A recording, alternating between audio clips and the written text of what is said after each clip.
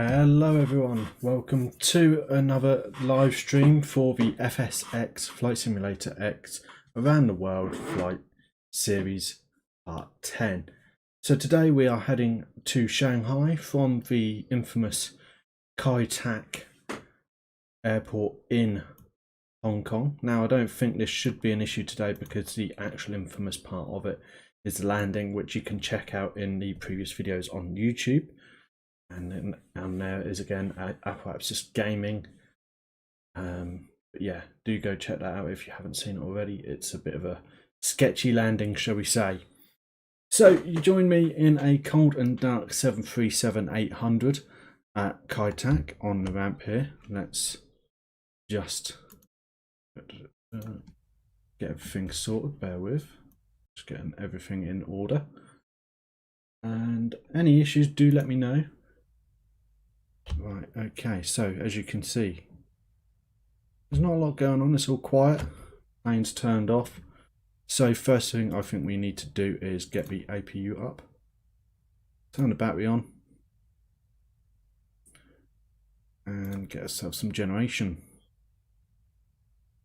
Cool, we can turn power on, no smoking. We'll get these on early, it's not good procedure generally I think. But there we go. You can get, there we go, everything's on. Awesome. Right, so we're not going to start the engines yet. We don't generally it's not done until pushback. So next what we'll do is we'll review our flight plan for today. So flight plan is to head out of Kai Tak. I really hope we are taking off from runway 13 as opposed to 31, because 13 is going to be a nightmare to take. 31 means you're taking off into hills. I'd rather take off from 13. It comes out this way and comes up that way. That's what I would appreciate anyway. We're going to head north, basically. I said northeast, but we are kind of going east as well. And we're going to head up over cruising altitude of 32,000 feet. But as we burn fuel, that may change to 36,000 feet. And we'll come into Shanghai Pudong Airport. I believe that's the smaller of the two airports. For our final flight from in China. Well, penultimate flight, because technically Shanghai to Incheon is going to be within China as well. That's going to be a bit of a shorter flight, if I'm honest. Incheon's only about here. There we go, very close to there. So that's going to be a very short flight. So we may do two, but I think the next flight to Khabarovsk is going to be a bit longer. So we'll see how it goes. So yeah, so this is flight 10. Previously we went from Norwich, which is my home airport, to Amsterdam to, where did we go? Oh God, Prague? I think we went to Prague or Budapest. Might have been Budapest actually. Budapest down to Istanbul, Istanbul to Baghdad, Baghdad to Dubai, then from there to Ahmedabad in India, then from there to Kolkata, Kolkata to Bangkok, and Bangkok to Hong Kong, and that's where you find us now. So let's get thinking about our pre-start checklists, and don't really need to do anything. Cool. Let's get the approach. We don't need to because this is a non-monitored.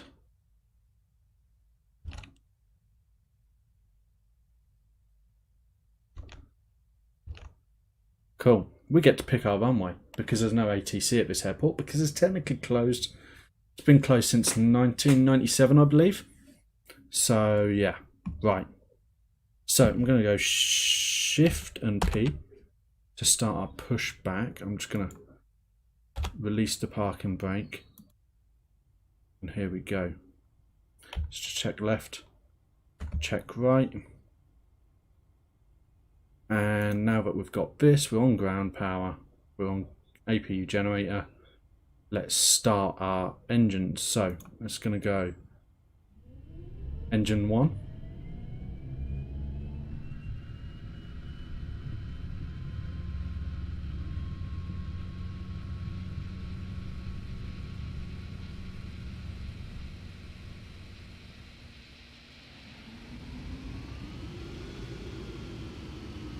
And then engine 2. That can go into flight now.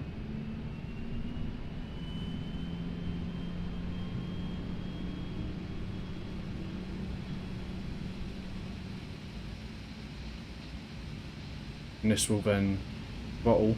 There we go.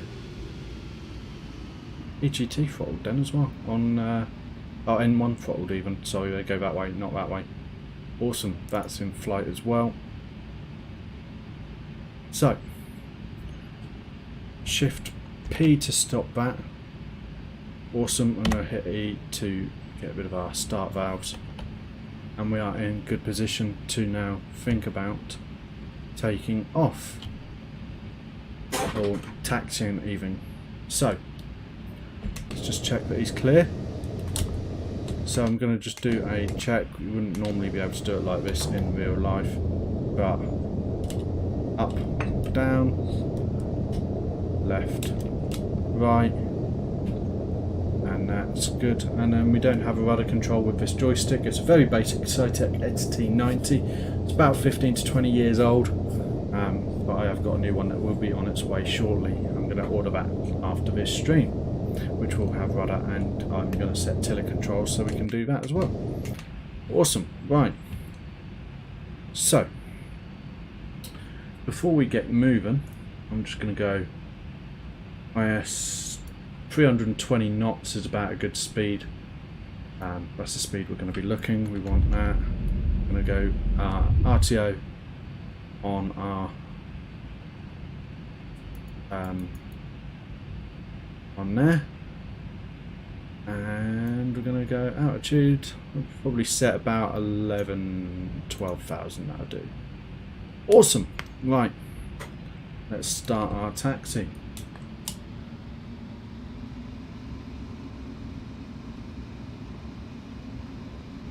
Ooh, frame rate. Sorry about this, guys. It will get better once we're in the air. I've got a lot running. Actually, what I can do, hold on. I'm going to disable preview on OBS. I've got a bad PC. I don't know why this struggles. This is a 14-year-old game. Maybe it's just poorly optimized. We're going to aim for runway I might be just because this is a mod as well. We're going to aim for runway 13 for our takeoff, so we can take off out to sea and then turn back. So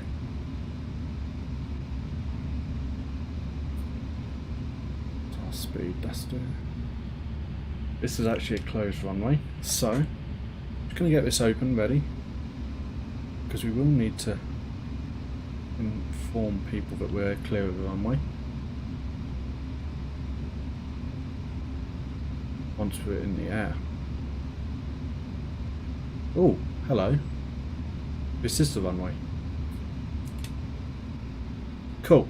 Flaps to 5, as per a good back disc. I think our heading is 130.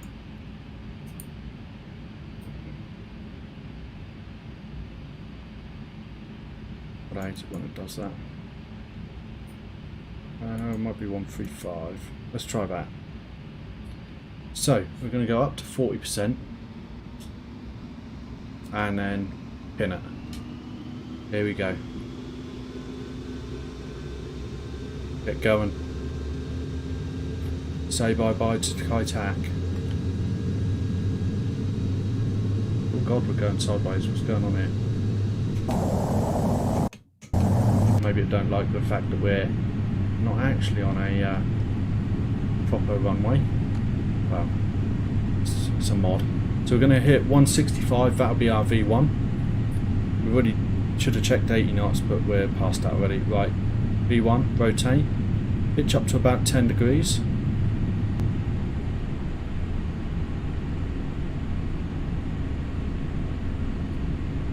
Right, flight director on, waterfall on, speed, heading, altitude. And there we go. Gear up. Tune Hong Kong.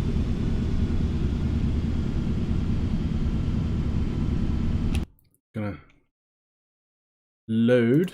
This is the way you have to do it with this, unfortunately. Hong Kong to Pudong. Open. Find route. Yeah, we have to redo it.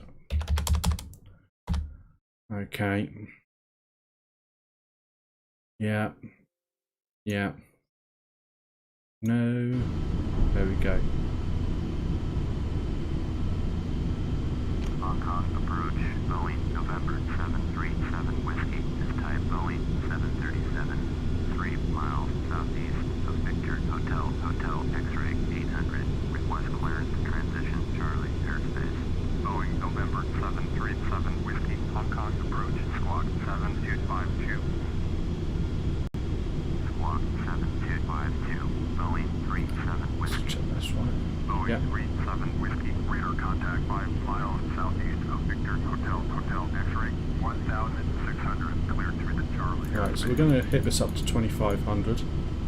Cleared through the Charlie airspace, Boeing. Right, now we have to redo this. IFR, find route. 32,000. Okay. Save that again. No, we don't want to do that. Whiskey.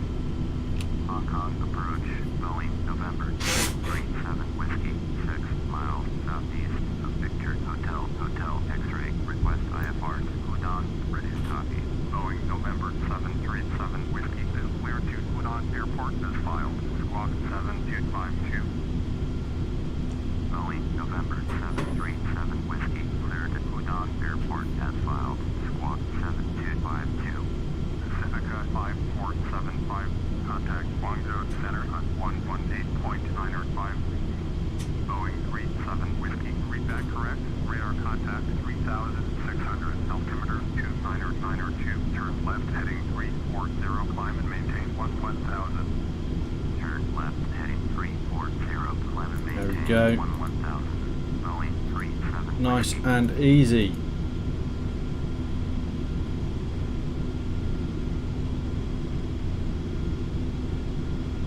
So what we basically did there is we took off from an uncontrolled airport. And what that means is there's no air traffic control at the airport doing landings and taxiing and all of that that you would normally get at a major airport or even a regional airport, somewhere like Norwich or Exeter. You know, small airports that only deal with domestic flights. They would still have air traffic control for taxiing and landings and all that. Typically your uncontrolled airports would be places that are maybe grass strips. Typically will only use general aviation, so small propeller planes or private planes only. So places like that. And then what we had to do was basically we took off from an uncontrolled airport and said we are now clear of the runway. Normally at an uncontrolled airport there would be a frequency that you would be able to speak to other pilots in the area.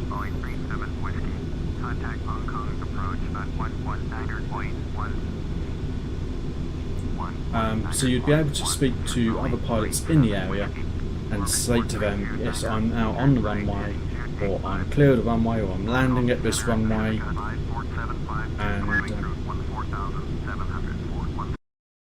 and we are, don't try and land because we're on the runway, or we're in this part of the air, so don't go there, otherwise you'll hit us, sort of thing. Now, so that's basically what we did. We said, right, we are now in the air, off the runway. We can now go flaps 0. And we then contacted the local air traffic control once we were in the air, asked for clearance to be in that airspace, and then filed a flight plan with instrument flight rules. So we're not flying by our eyes, we're using the instruments and the GPS to fly the plane. Basically an autopilot. And there we go. Now what? Which they then accepted and said, yes, you can do this. Fly as per the route you've planned, that you filed when you filed your flight plan. So that's what we're now doing. So they're now going to send us to. So they basically gave us vectors after takeoff to be at a certain height. They'll give us height, what height they want us to be at. They will then give us directions basically to our own route. So because the direction of takeoff, we obviously didn't end up on our route. That part of the route isn't planned, at least in this game anyway.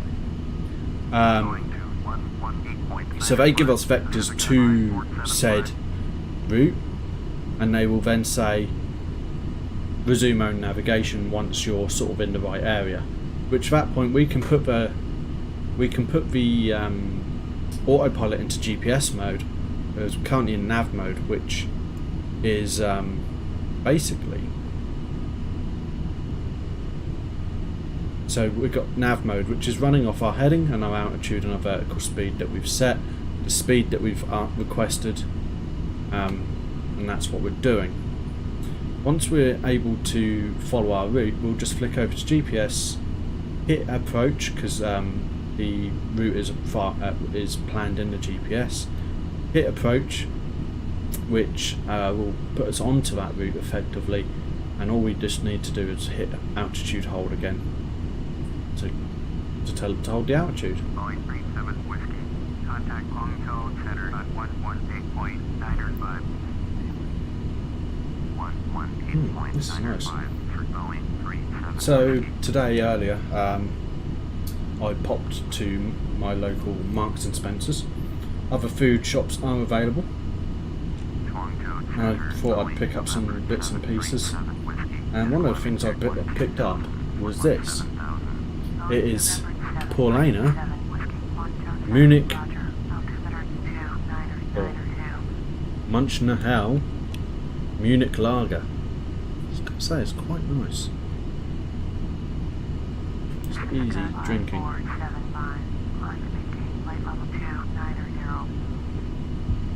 Climb and maintain flight level 290 Pacifica 5475. So there we go. Still doesn't look awful for the clouds. Certainly don't look awful for a 14-year-old game. But I've got to say, X-Plane and soon to be FS 2020 blow it out of the water. I cannot wait to have a proper usable cockpit. I know you can do 3D cockpit on this, but I just can't get on with it. I don't know who it was who liked on YouTube. Max B, welcome. thanks for joining, man. 125.8 Pacifica 5475. If it was you that liked, thanks, man. But thanks for joining anyway.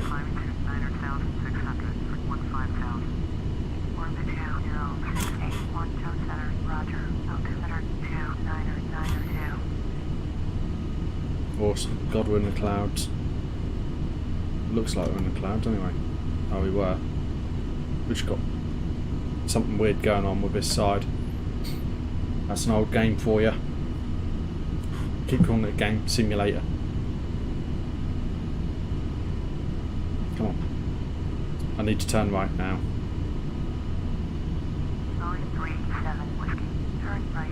There we go. There's the resume navigation.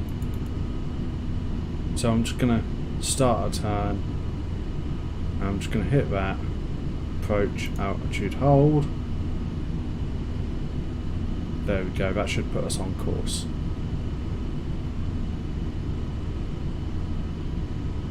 I should acknowledge that. Awesome. So let's just run through our checklist, make sure everything's okay. Yeah, we did that. Check, set and off. Yeah. Projected takeoff was fine. We're now off. Avionics switch on. Set. Trim, set. Beacon light. We don't need to worry about the trim and the beacon light. We don't need to worry about either. Flaps are set for takeoff. They were done. Flight director was on. Sort of. We don't use toga mode, so don't worry about that. Brakes are released, strobe lights on. Let's go through that actually. Yeah. We're over there, so we can turn them off now. Awesome. They're all on, that's good. And we can go there. Awesome. We've got power, we're happy. Thrust is good. Should have been called V2 really, and 80 knots, but we didn't. Okay, yeah, airspeed is good. Engage autopilot, we did. Start to retract on schedule at 1000 AGL. Auto throttle is off. We want auto throttle off above 10,000, which we've done, and yeah, awesome. Cruise, we're not quite there yet, but thrust levers will be as desired. Trim as necessary, again as fine. Awesome, happy with that.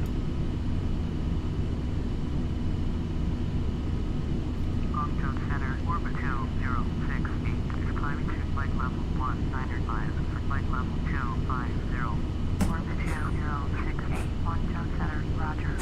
Ah yes, I thought it's oh yeah, that is a bit confusing.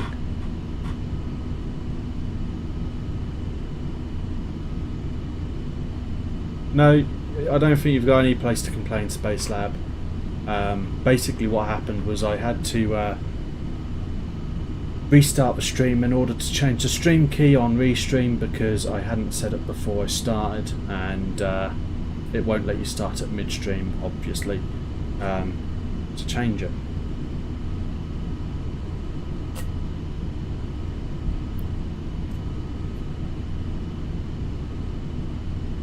But yeah, no, don't worry, Max. I say it's fine. You know, it's good to be. It's good that we worked it out anyway.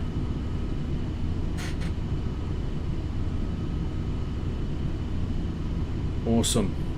So now that we've got normal looking vision over to the right, and that's probably what, the Yangtze or the Yellow River.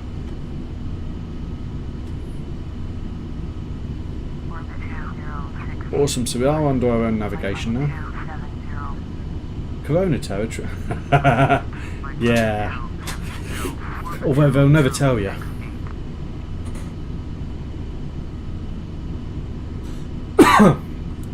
That wasn't it.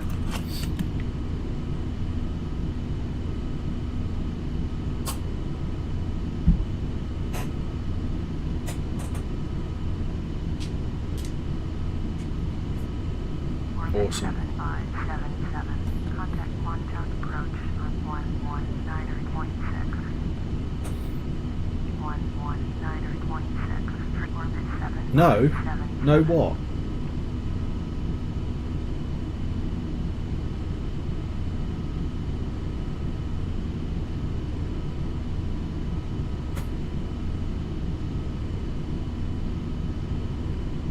Oh!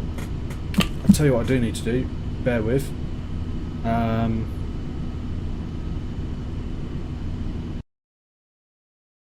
We need to open this. Let me just bring this over here. There we go. Right, that's flying. References maybe.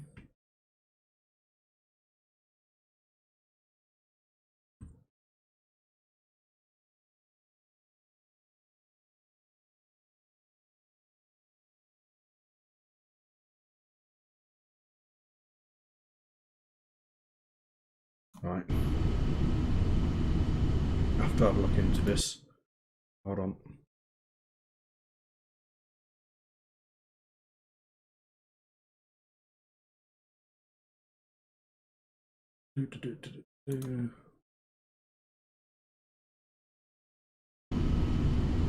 Aeromorph? What are you on about?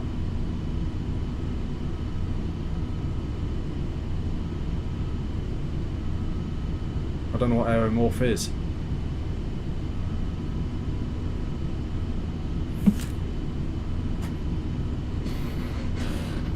Right, hold on.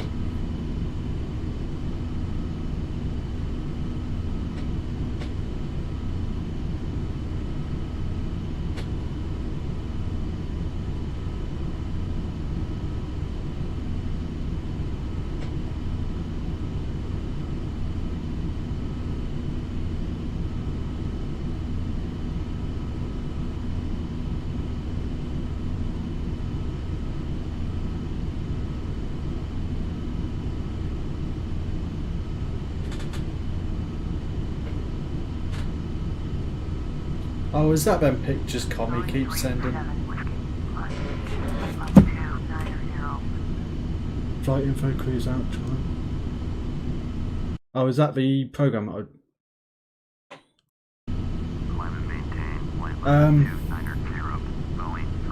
so, flight is from Hong Kong Kai Tak to Shanghai Pudong Airport. Don't know, probably 2.5 hours again, like normal. And cruising altitude of 32,000. Right.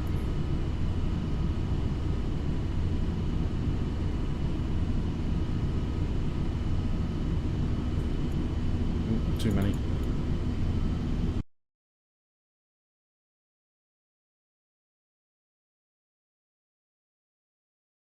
Hold on, I'm trying to do too many things at once here. Right.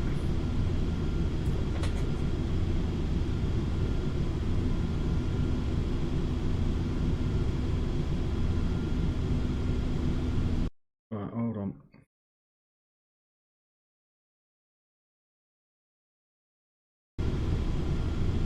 Work this out. Right, bear with me, I've got a new app today. And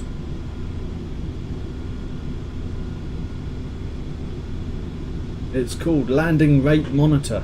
And what it'll do, it'll tell me if I'm good or it's a good landing or not. I hope.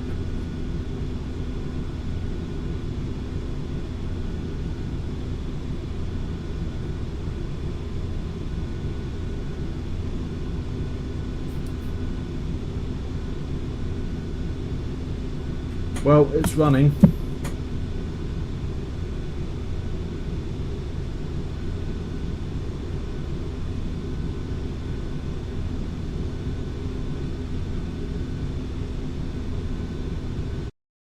I'm just getting that to one side.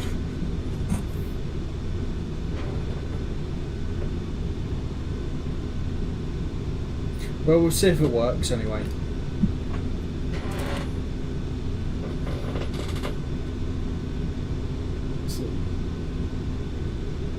Hey Akira, thanks for joining. I hope that's fine calling you Akira. I'm glad you joined.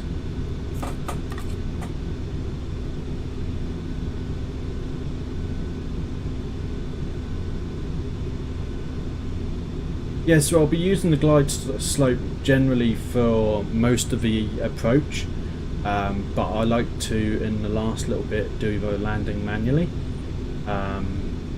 Once we're at a point where I'm confident that it's nice and easy. Not that I can't land hard landings. If you go back to last week's, you'll see I managed to do the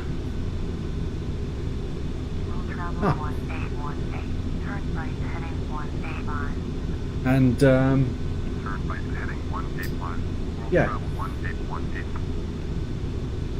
yeah, well, it weren't the cleanest of landings last week, I will say, but again it was the infamous Kai-Tak approach, what they call a checkerboard approach generally.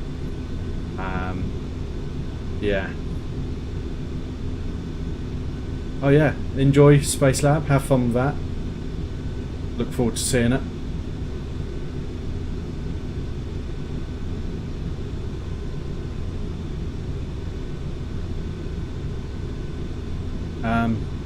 But yeah, I've downloaded a landing rate monitor because as much as I can land a plane that looks alright, is it actually alright? You know, is it a hard landing? Is it a soft landing? Did I float it? We'll find out, hopefully.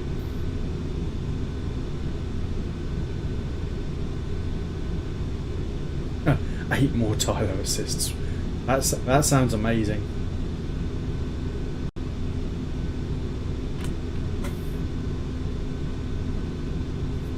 So any issues with the stream, guys, do let me know. Obviously, as you know, as many of you will know, since moving, my internet has not been the most reliable of things, and also I'm still tweaking the sound settings. So if something's too loud or something's too quiet, let me know. Also, if the picture quality is not good or anything like that.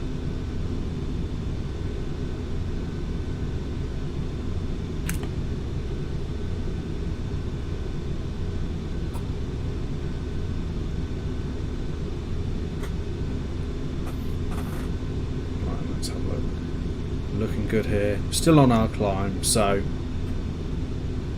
Oh, cheers. Thanks, Akira. Do you have a preferred name that you like to be called? Is it Jen? Is it Shakira? Is it Akira? Shadow?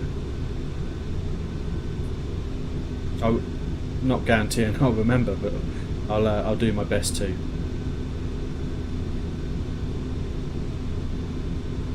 So let's have a look outside anyway. So as you can see, we are in our climb still. There's where we've come from. Hey Alan, thanks for joining.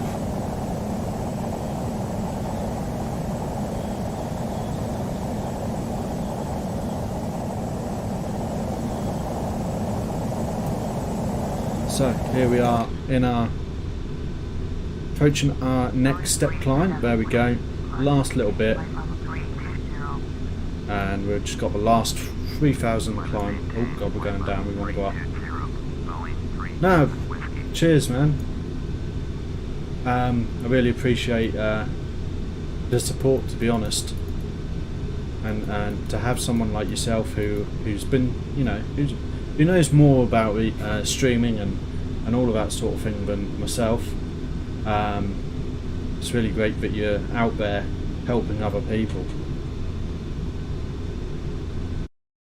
Contact. Oh God. Contact. Yeah. So Max, I'm also on YouTube at the same time, by the way.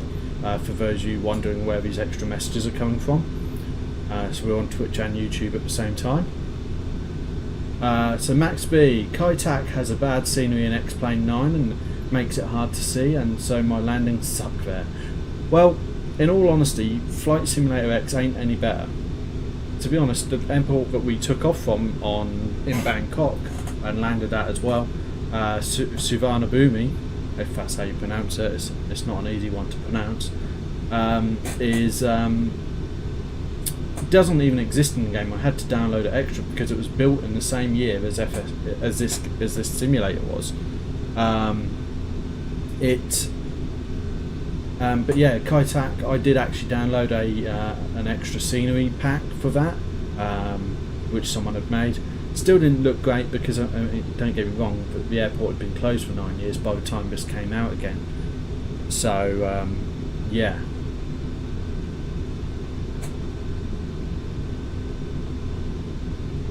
No, appreciate it, Akira. Have fun making your piece of art, whatever it may be. What sort of art is it, if you don't mind me asking? God, every time I click off this, sound goes. Let's have a look. So there's the mountains of China. So again, for those of you that don't know, we are heading from Hong Kong today to Shanghai in flight number 10 of our Around the World series, and once we get up to our cruising altitude, we'll go through the remaining flights of the series and see what we've got coming up.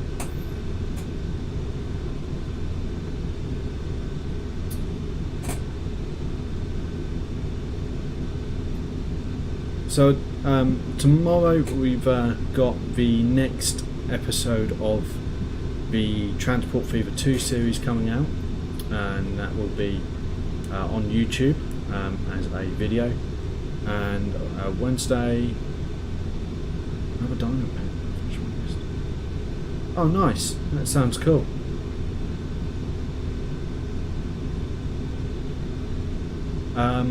Started another diamond painting. I finished one yesterday, so I thought I'd do a slight more detailed one. Yeah, that does sound cool. Yeah, it's Transport Fever tomorrow, Transport Fever 2 that is, and then God, that was terrible. From there, Wednesday is... Wait, no, today's Tuesday. Wednesday's Transport Fever. Thursday is Need for Speed Heat. Saturday will be Airport CEO. Again, these are all videos apart from Sunday, which will be a stream, and that will be Kerbal Space Program, and that will be Project Daedalus. Now, for those of you who aren't aware of Project Daedalus, basically on my YouTube channel there is a video called Apollo, which is a cinematic style video with a musical accompaniment, and it is about 20 minutes long, and it's basically a moon landing in the style of Apollo 11.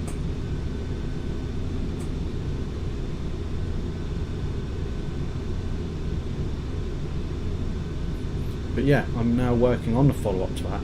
Unfortunately, everything I'm having to build for it is rather complicated, 100 times more complicated than anything I've built before on that game. Yeah, so if you're having issues with landings, Max, what issues are you having? Is it are they too hard, too soft? Is it trying to get in over the terrain? Because obviously runway 13 approach at Kai Tak is not an easy approach. You're basically coming over a mountain and fly between buildings on final.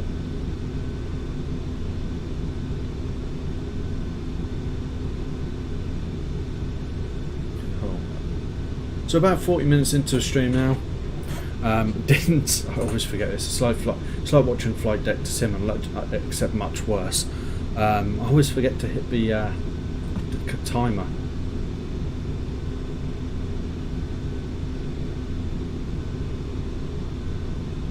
So at 7:45 we'll have an update, see where we are in position of the flight, and see how far we've got.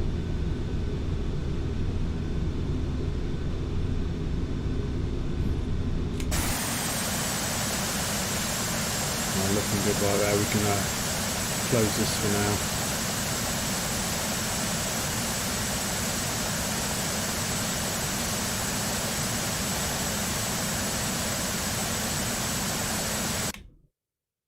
Now you're going to see much there. Awesome. Right. Have a quick look, see what the stream looks like. Sorry about the noise going. Unfortunately with Flight Sim X it does do that every time you click away. Yeah, that's looking good. Okay. Awesome.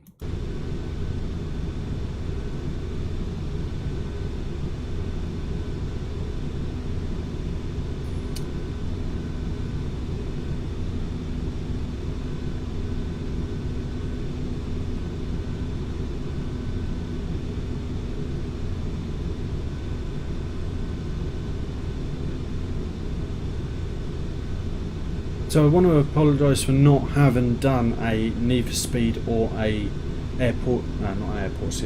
Transport Fever 2 video last week. I didn't get one done for either of those. Now, I should have done, but in all honesty, I should have been on holiday last week. Actually away for holiday, but obviously with current goings on, my flights... Ooh, hello. Right. Now what we need to do here is switch over to Mac, because indicated airspeed doesn't always work. So you have to go Mac and then 0.789 is actually the max speed of the 737-800.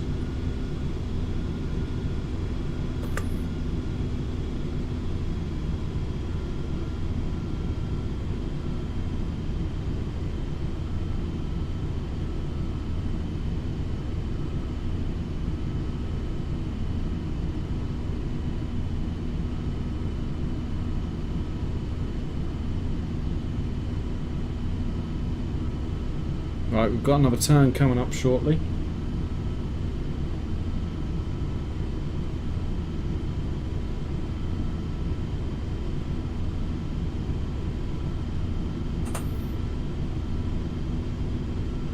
Innsbruck's another hard one though. Yeah, I've sorted the overspeed now. So your landings at other airports are butter, but Innsbruck and Austria and Kai-Tak very hard like Ryanair. Well, Innsbruck's, again, it's not an easy place to land. There's lots of mountains around.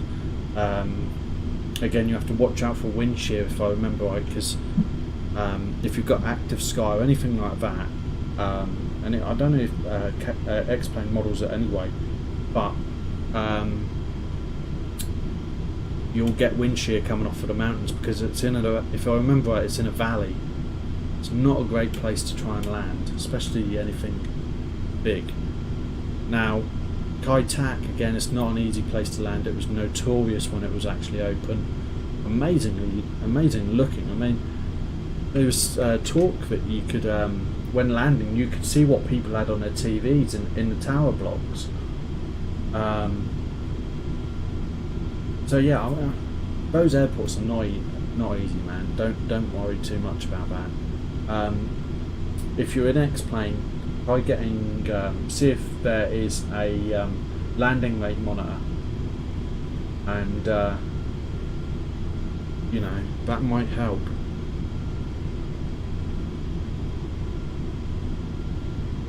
That's what I've downloaded for today. I'm not sure if it's going to work, but we'll see.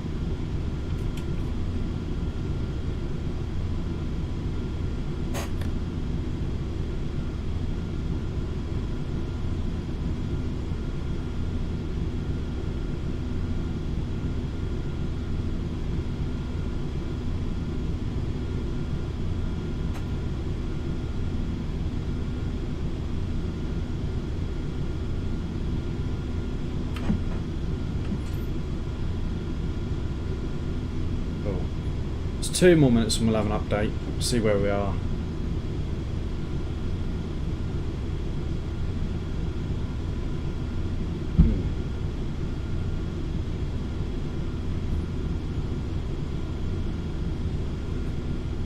Cool. Let's check Discord, make sure there's nothing on there. Yeah, all good there.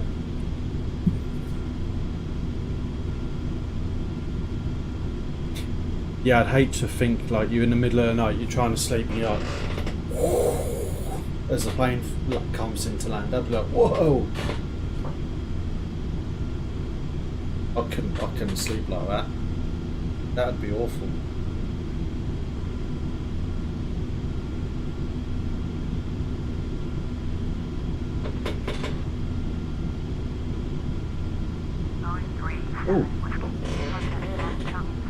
Yeah, it is. Yeah, they've made it into a terminal for cruise ships. I think there's also some shopping centre. There's like a shopping centre and that there. Nanchang. It actually looks quite cool. There's like converted the whole runway into it.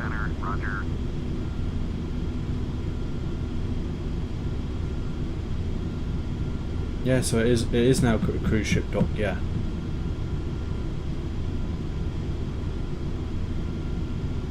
Right, let's have an update. Let's see where we're at. Oh, we've got a bit of a turn coming up in a minute as well. Just done one turn. We've got a hard right turn coming up. And they're almost all straight in. Awesome.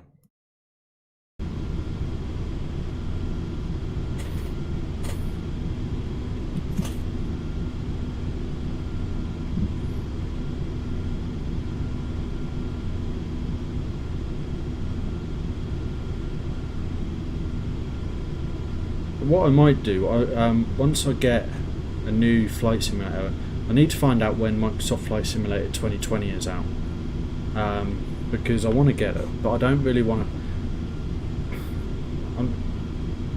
I'm torn with the idea of getting X-Plane.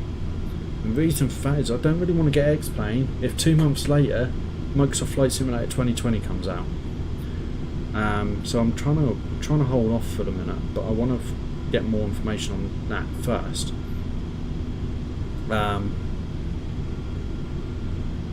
Because it's just not worth it otherwise, you know. So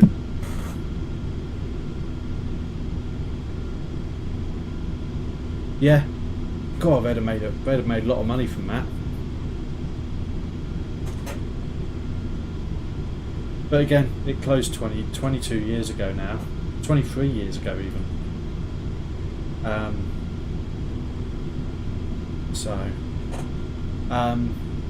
But yeah, I'm toying with the idea of getting X-Plane. It's a lot better than what I'm using. Although I will finish this series in Flight Simulator X first. Now,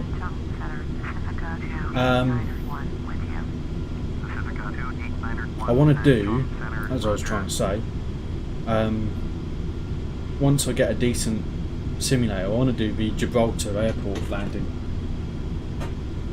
I've actually drove across that runway because it's the only entrance into Gibraltar via land. Well, the only road entrance to Gibraltar goes straight across the runway. And it's a cool looking landing. Apparently it's a hard landing as well because of the way the Rock of Gibraltar is situated, which is basically the mountain that Gibraltar is. It creates wind shear on the approach, and it can get quite bad to the point where you get quite a lot of go-arounds.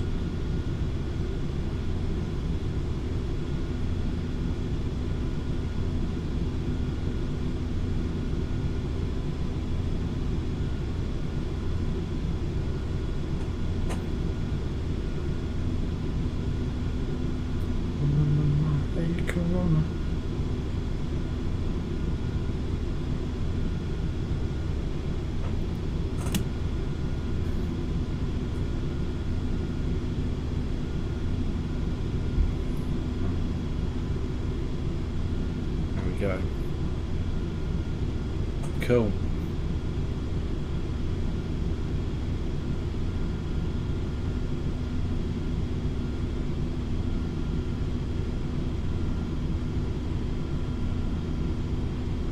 Yeah, I mean this one's. Alan says, "Love how real these simulations feel." This one is nothing by today's standards. This game was released, or this simulator, sorry, was released in 2006, and I actually bought it new when it came out. Although this is now a Steam edition, which I rebought. They do feel quite real, but I will say, X-Plane and the new Microsoft Flight Simulator that's coming out this year, maybe next year, it just makes this one look ancient, like it was built by the Romans or something. They completely blow this out of the water.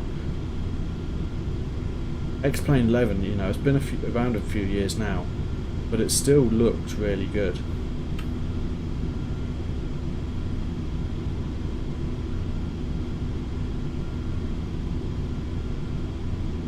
I think I remember playing this on an old CRT monitor.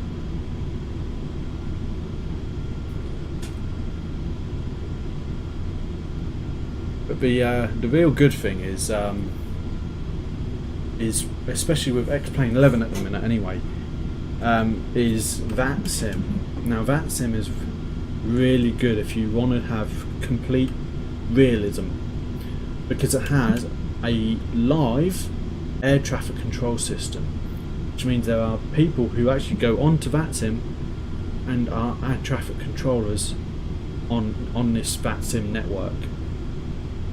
And you log into VATSIM, you join X-Plane or whatever it is that you're playing, and you basically do full air traffic control speak, get your clearances as you would normally, you do everything as real life. So you have to say, want to get clearance from a flight, I want to get clearance for pushback, clearance for engine start. You then speak to them and say, look, I want to taxi. They give you the route to take, what takeoff, you know, all of that. It's just complete immersion, completely realistic. X-Plane 11, and was it 2016? So yeah, it's 3-4 years ago. And but X-Plane started. But yeah, VATSIM's really cool. If you really want to get to learn how to fly a plane as a simulator pilot, I would very, very much suggest going to Flight Deck to Sim on YouTube. He's a real world 737 pilot. He flies them in real life. Obviously at the minute he's furloughed, but that is his job. He's an airline captain, and I think he was an instructor at one point as well. And he flies X-Plane 11 using VATSIM, and he does real world procedures, real world flight planning, and yeah, it's just really, really good. If you want to learn what to do, I've already picked loads up off him, like how much you should pitch up when you take off, flap settings at takeoff, a bit more sort of non-procedural stuff. Whereas normally I'd just jump in the plane and fly. Yeah, VATSIM's great. G1000 apps. Some of the mod planes actually have the tablets as well, which is great. And also FMC, which is the computer where you put all your flight planning and that into on a 737. Now we don't have that on here, but you go in and you can set your performance and all of that. Your centre of gravity you can set. You can just so much. Oh, is it? Yeah, I know the G1000 is by Garmin, but yeah. Right, okay. Now, we've got 7 minutes until our next update. Once we've done that, I'm just going to take a minute to go and use facilities. At that point we'll be an hour into the stream. and I shall be back, and I will, yeah.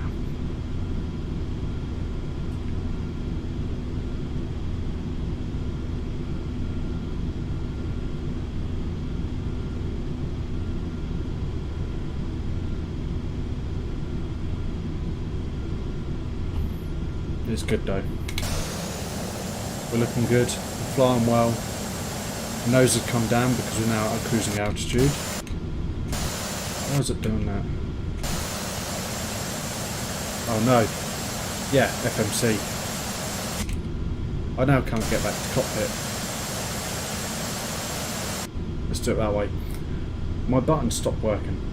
I need to get a new joystick. This joystick is older than this game. Don't know if you can see this here. My old Cytec ST90. I've had this for a long time.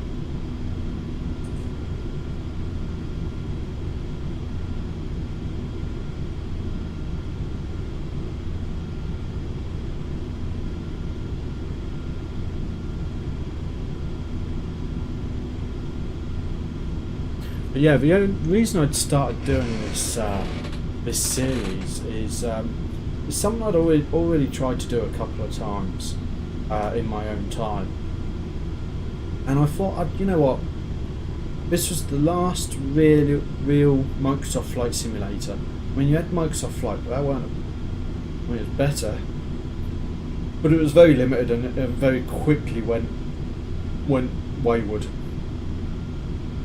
So in all honesty, this is the last real global simulator that Microsoft did. And I wanted to celebrate its 14-year innings that it had, and also celebrate new beginnings from Microsoft Flight Simulator 2020. And so I thought, you know what, I'm going to try and do it again, and hopefully, I mean, we've got about 14 weeks left, I believe. I will do the count up afterwards. By then, we might be getting close to when the new one comes out. That was the theory anyway, but we haven't heard much more since then. So yeah, my new joystick that I want to get is the Thrustmaster. Oh, what is it? Something 1600 with the throttle quadrant. Let me have a look. I was looking at the Thrustmaster T-Flight Hotus X. I also looked at the Cytec X52 and the T1600M, is it? Yeah. Thrustmaster T1600M FCS Hotus joystick. That's the one I'm looking at. I think it's about 90 quid. Maybe, yeah. But what I like about it is it's got the actual throttle, and on the back of it it's got two little paddles which I'm hoping I can program to be the tiller.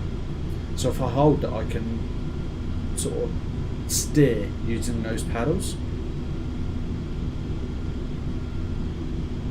when on the ground. Also, I like the fact that it's got the turnable rudder, so that you twist the joystick to turn to use it as a rudder.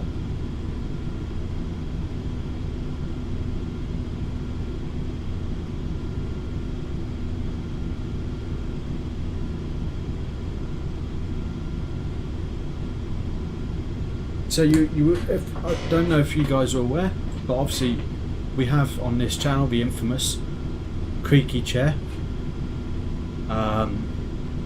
It's going at the end of this month. It's already been replaced, or it's already being replaced, and the creaky chair will be going. I don't know about the X52 Rhino. This was the just the normal X52. It's like £120. You can get it for £120. It looks good, but it's very mixed reviews. Whereas the 1600 has got better reviews, even though it looks cheaper.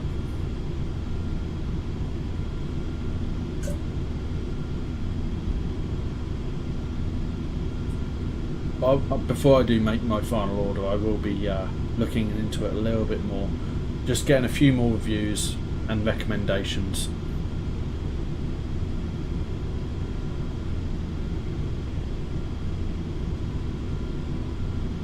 Plus the X52 doesn't have the extra buttons that I would quite like to have. It has extra buttons, but not ones for the function. Not the paddle ones on the throttle.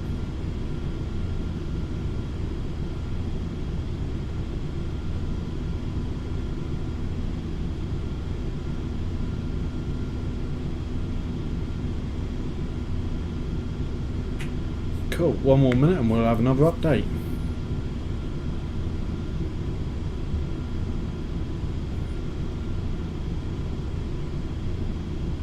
Yeah, I know they do the X52 and the X52 Pro. The X52 Pro's a lot more money. And the X56 as well.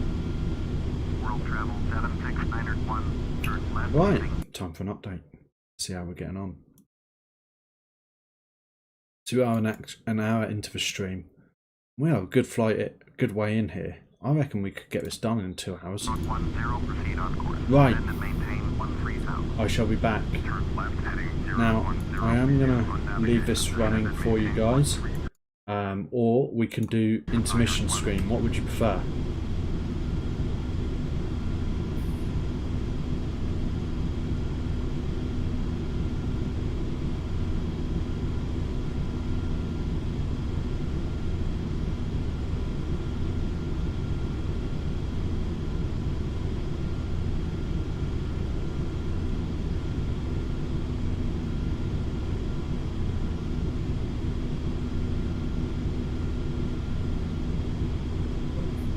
I shall be back in a second, bear with.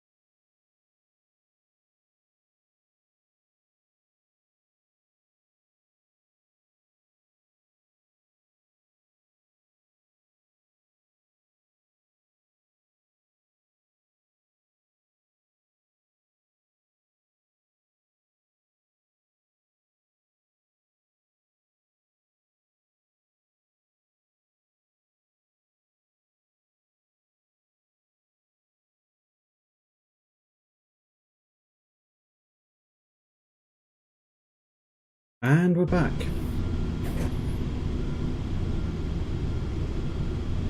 That wasn't long anyway.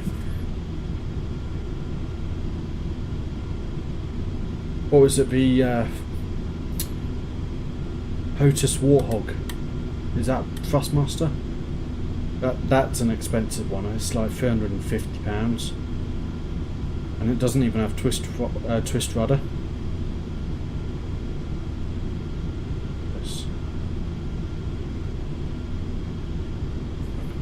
Cool.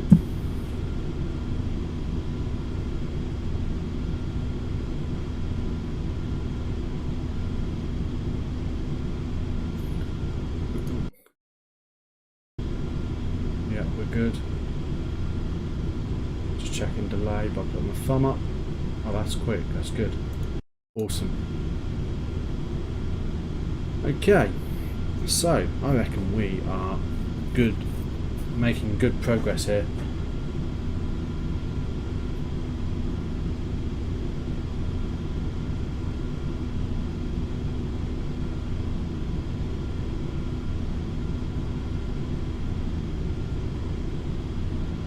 So what you been up to, Max? Anything good?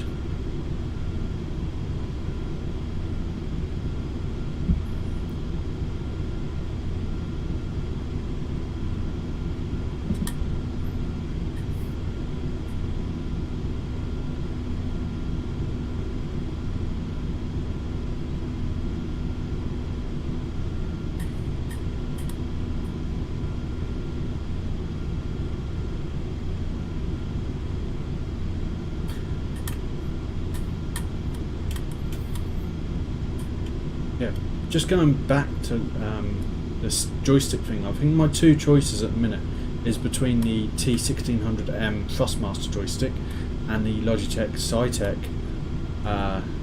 X52. They're the two choices. I did think about the Thrustmaster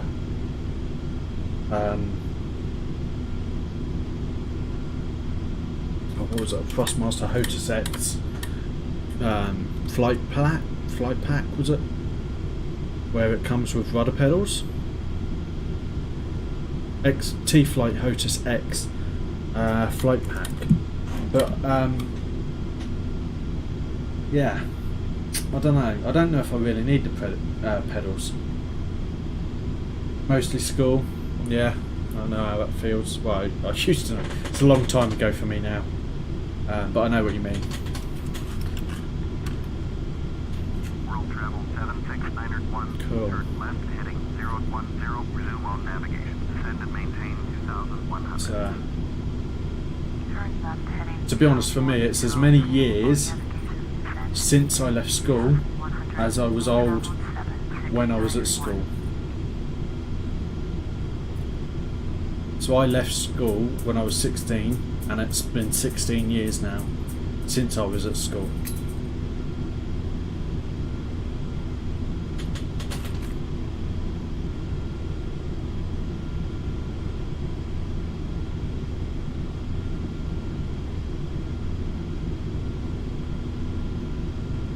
So we're looking good right now, anyway.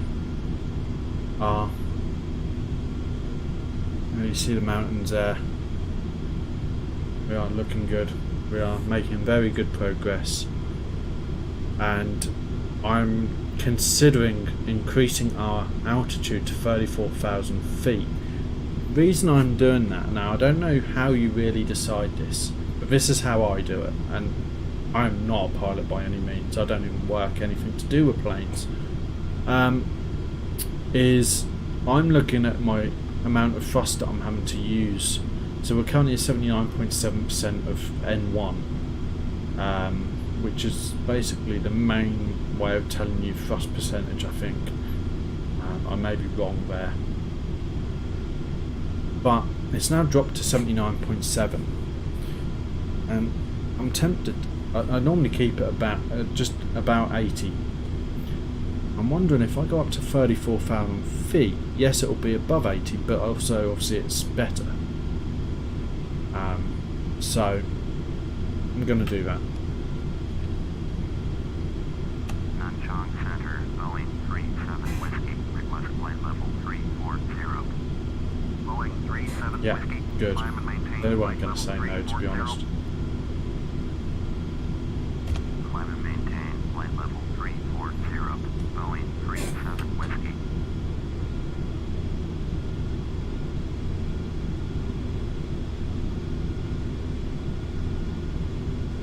There we go. We've gone up to we'll go up to about 86 probably, just to get us up to height. Oh no, we're going past there. Let's have a look.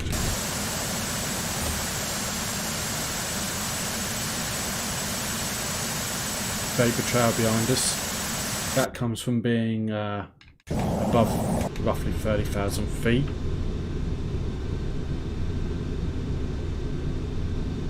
93% basically of N1.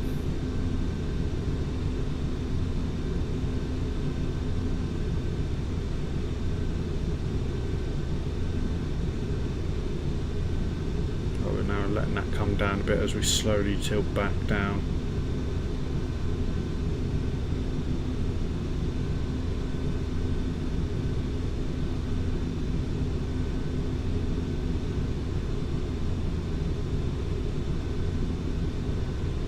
Awesome.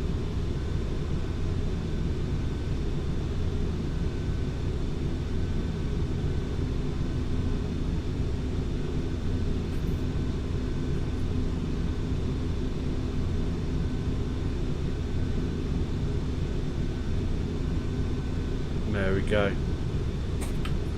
And once it's happy, it will just bring our speed back down. I'm just going to hit that.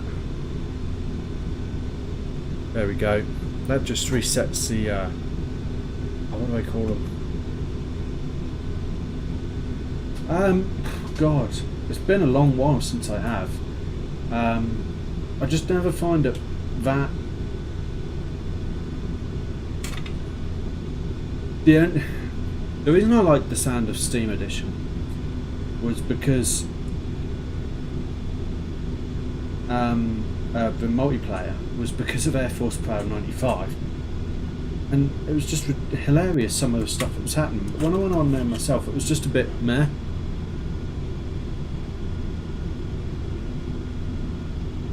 It didn't really add anything for me.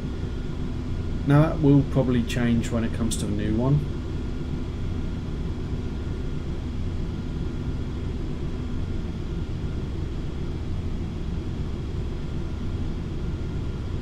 But I am again still tempted to do X-Plane. I am.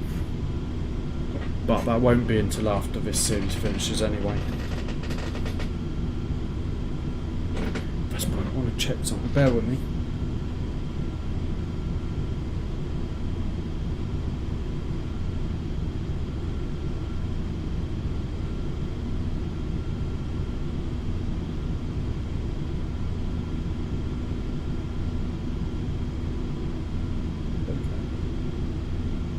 Awesome.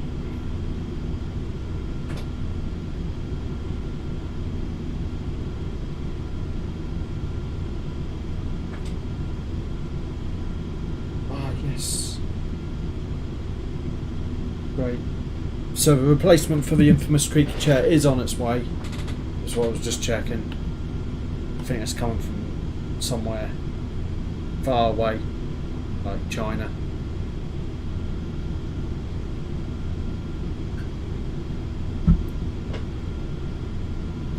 How do you find Steam Edition multiplayer?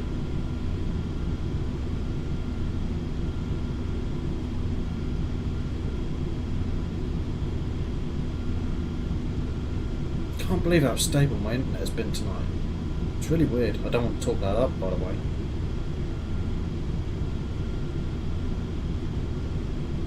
All the issues I normally have.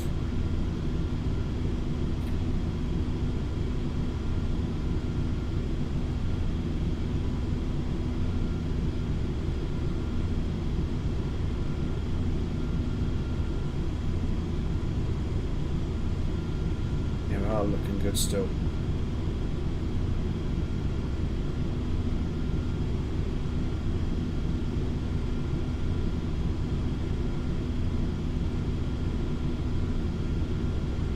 I think I worked out last week how to do a landing replay as well.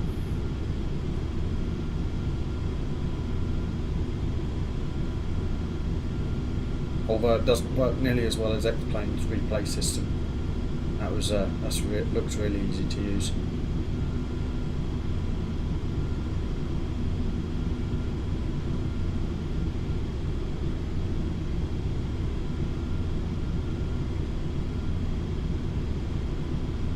So yeah, 34,000 feet is pretty much perfect for where we are now.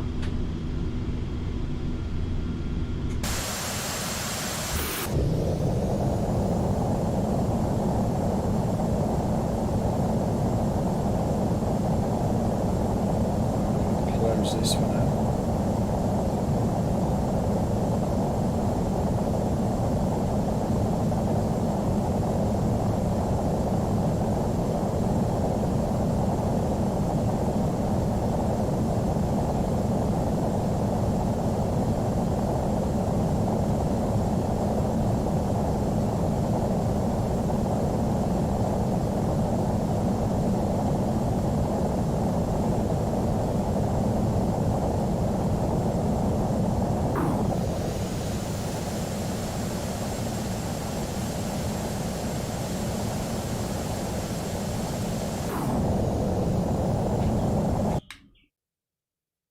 Nearest tower, apparently, that's miles away.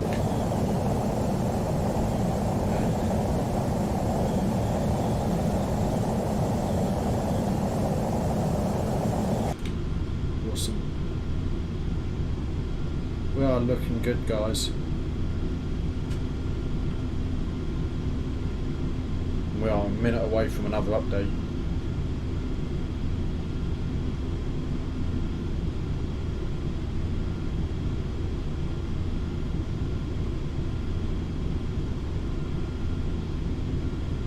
So what I'm going to do after this update, I think, is I'm going to talk a little bit about our the airport we're looking to go into today.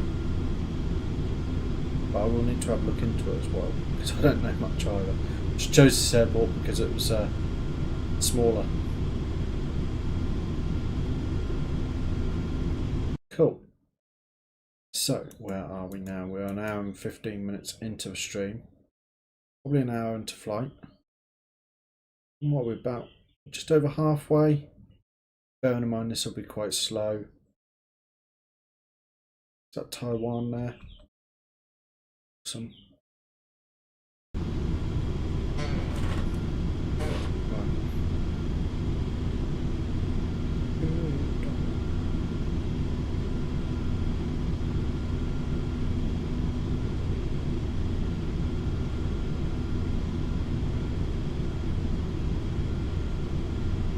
Okay, let's have a look at its positioning relative to Shanghai first.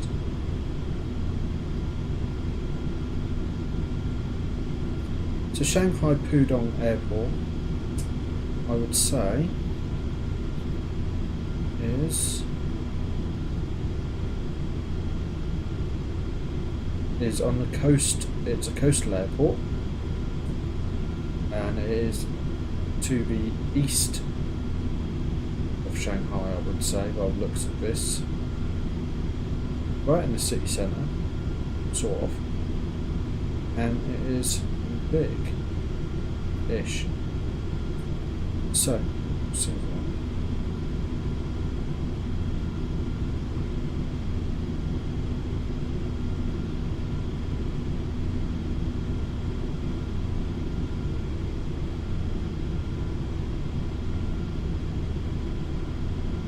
Have a look. See, Shanghai has got 2 airports, I believe. Let's have a look. You've got Longhua and Hongqiao. And Hongqiao, God, I should have done that one.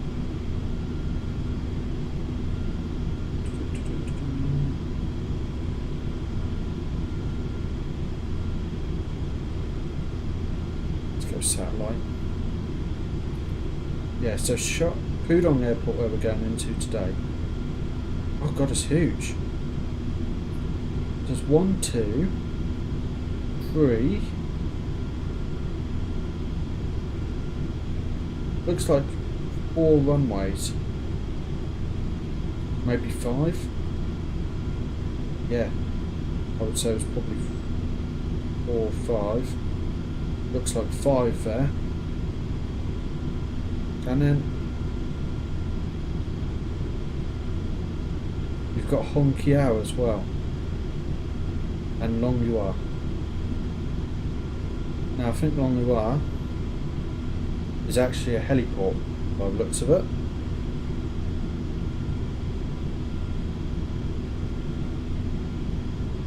And then Hongqiao is smaller. We should have gone to Hongqiao.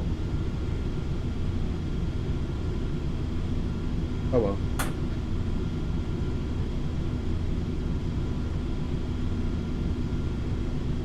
So we've gone to the biggest airport.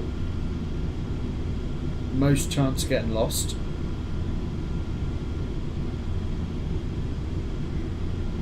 Right, let's have a read up about this anyway. So according to Wikipedia, Shanghai Pudong International Airport IATA code, PVG, ICAO code, ZSPD is one of the 2 international airports in Shanghai and a major aviation hub of East Asia.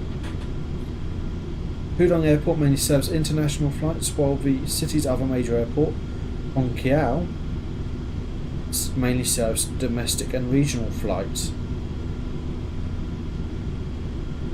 Located about 30 kilometres east of the city centre, that's 19 miles, Pudong Airport occupies a 40 square kilometre site adjacent to the coastline in eastern Pudong.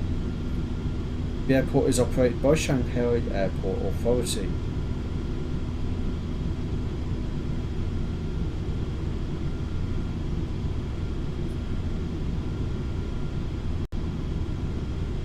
So it has officially 5 runways.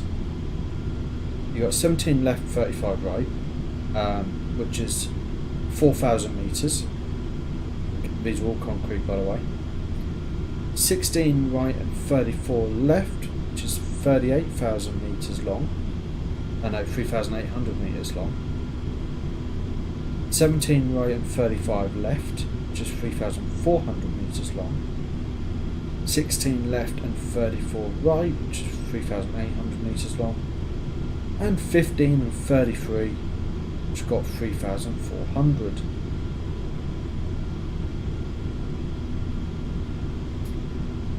Statistics for 2019 was 76 million passengers, rounded down.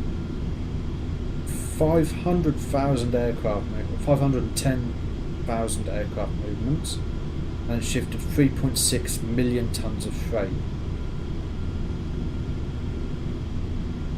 So the airport itself is a main hub for China Eastern Airlines and Shanghai Airlines, and a major international hub for Air China, as well as secondary hub for China Southern Airlines.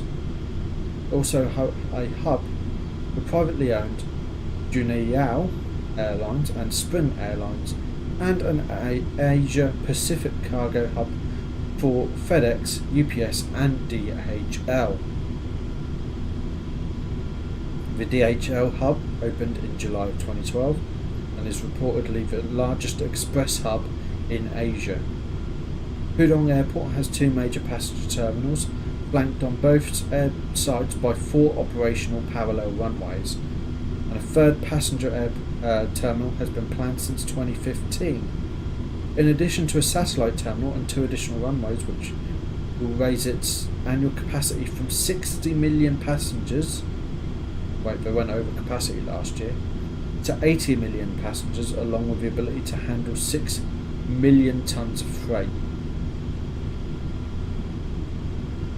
Pudong Airport is the fastest growing hub for both passenger and cargo traffic, with 3.7 million metric tonnes handled in 2017. The airport is the world's third busiest airport by cargo traffic, and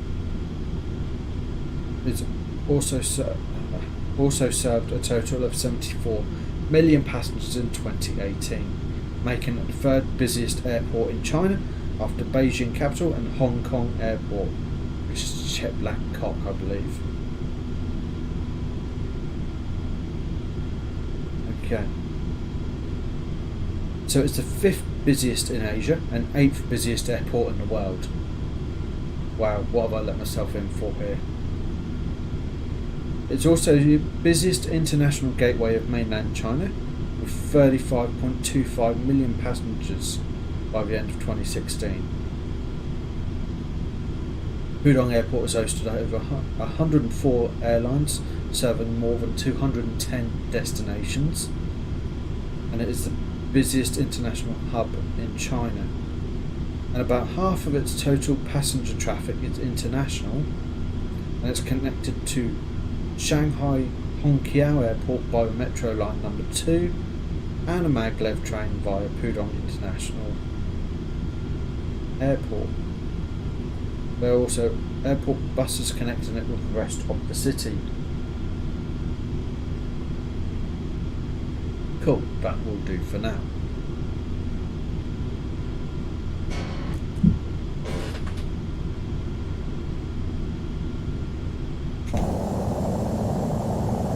We really are looking good here.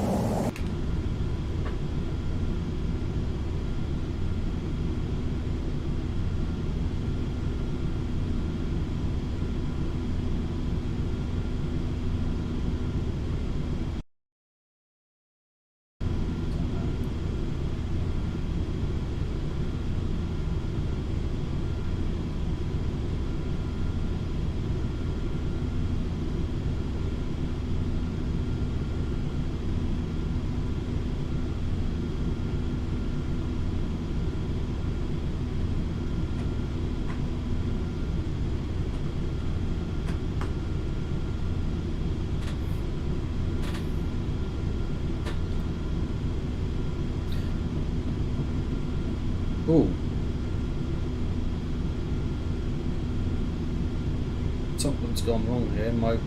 I talked that up. Oh, I'm now starting to drop frames.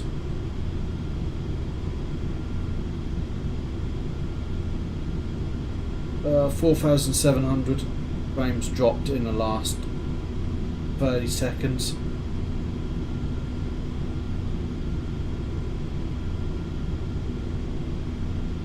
Come on, you can do it.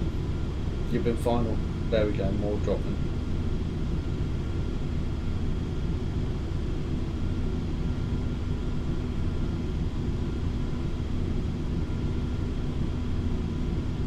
I'm really sorry, guys.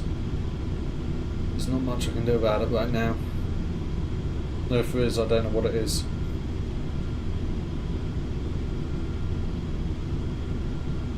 Been fine for like 3/4 of the stream. Till now. It's just spiking up and down. My bitrate is dropping. It's halving. It's like almost exactly half. Oh no, that's more than half. Or less than half even. Stuff like this, it really concerns me when I'm trying to stream.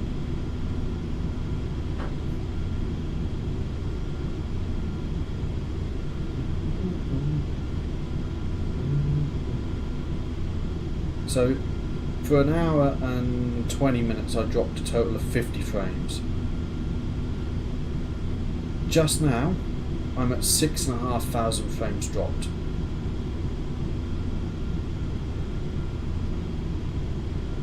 There's nothing I can do about it. I've already lowered my quality to try and help with that.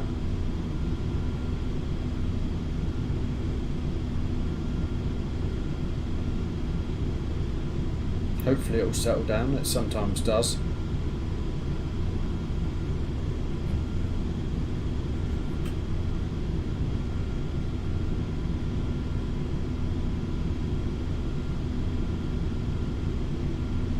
Got over 2% of the total.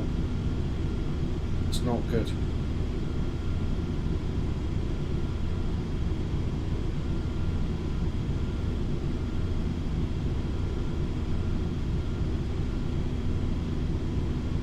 Cheers, Alan, for the follow. I appreciate that.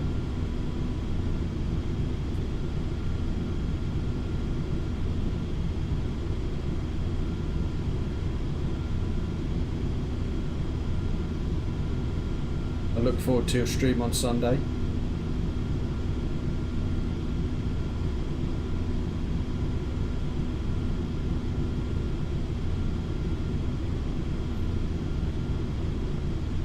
Settle down.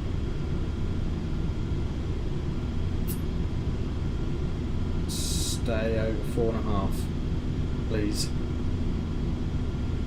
4,500, that is. KB.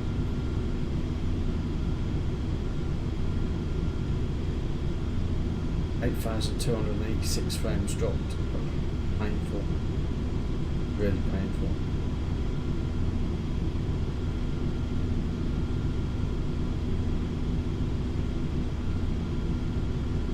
Right, 2 minutes and we'll have another update. I'm expecting us to be about 3/4 of the way there.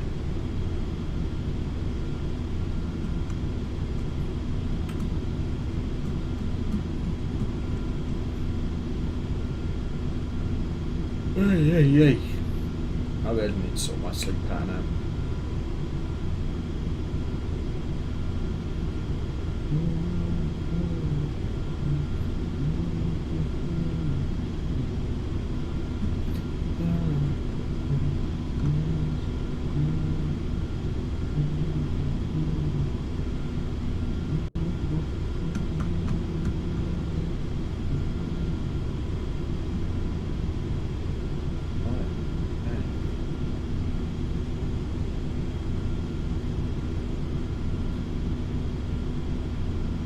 Yeah, we've got to be close now because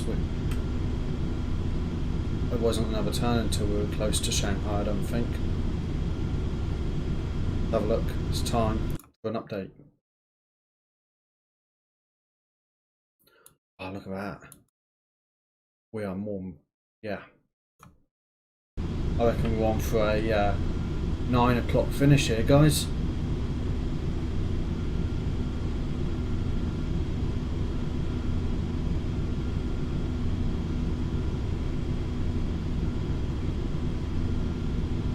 Right, okay, I'm going to go into the checklist now.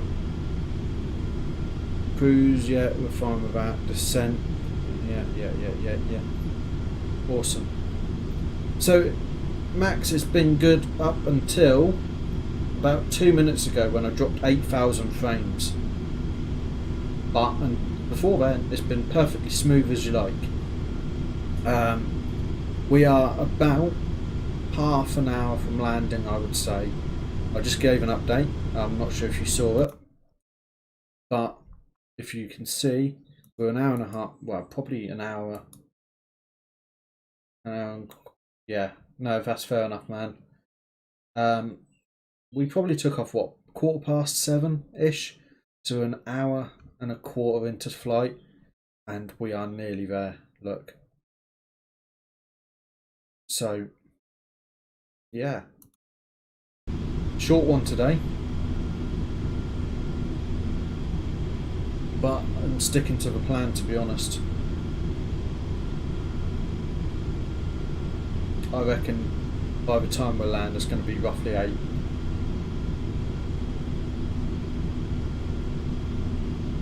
Hopefully this landing rate monitor thing works. All it says is that I need to have it open. I don't need to know if it needs to be open before or after.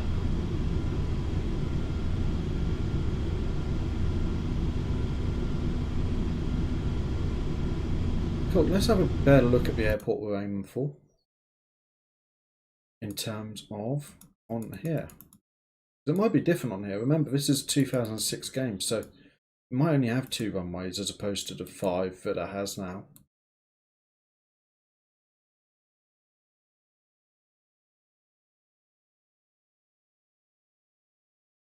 Yeah, looks like it.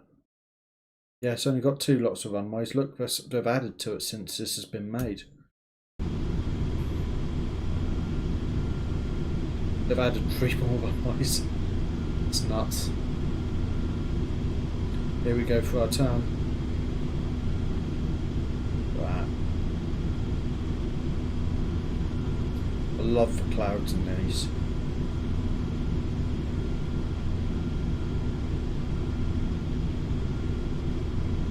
Oh, is that where you are, Max? Central US.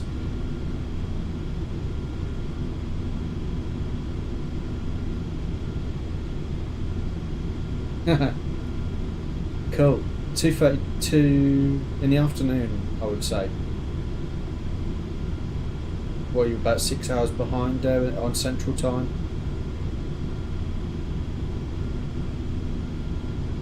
Bearing in mind that I'm on GMT, or not GMT, but UK time. I am actually only 120 miles from London, but yeah.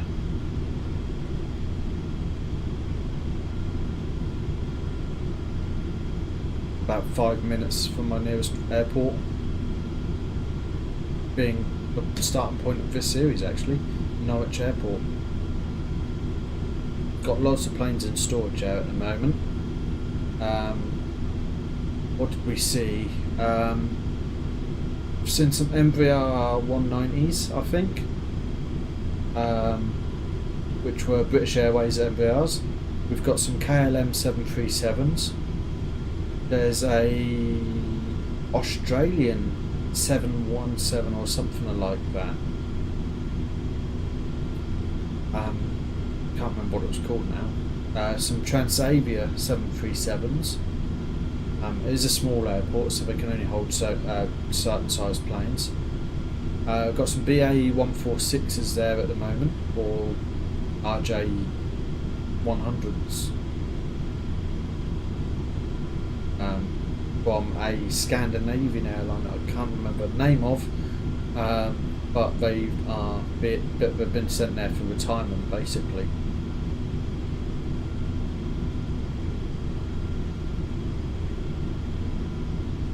think there's 3 of them there. And then we've got 4 unmarked Embraers. Again, they're E190s, I think, or 195s. And a 737 that's got, looks a bit like a BBJ, Boeing business jet, because it's white top half with a sort of wavy line separating that, and a navy blue bottom half, and it's got very shiny engine intakes.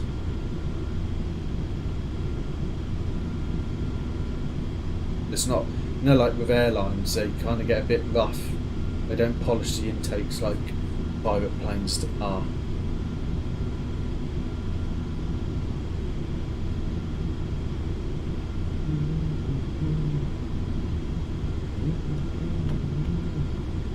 So I'm expecting us to get top of descent soon.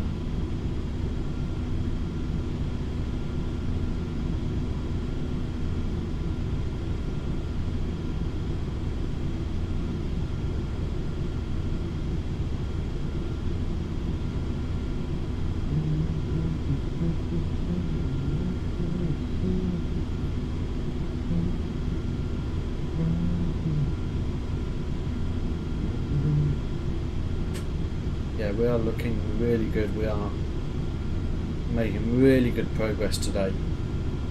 Fortunately, the stream has let us down a little bit towards the end here.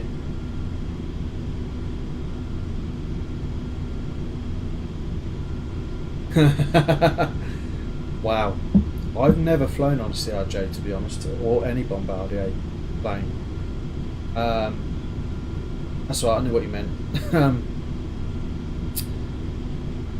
Although, I think my local train company is using Bombardier trains, in some parts at least.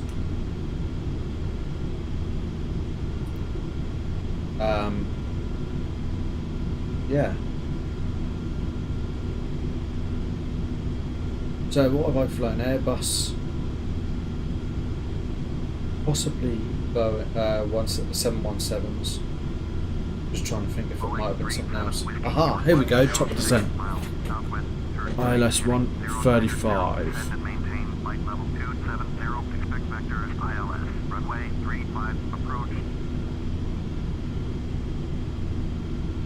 ILS runway 35 approach. Remember that, guys.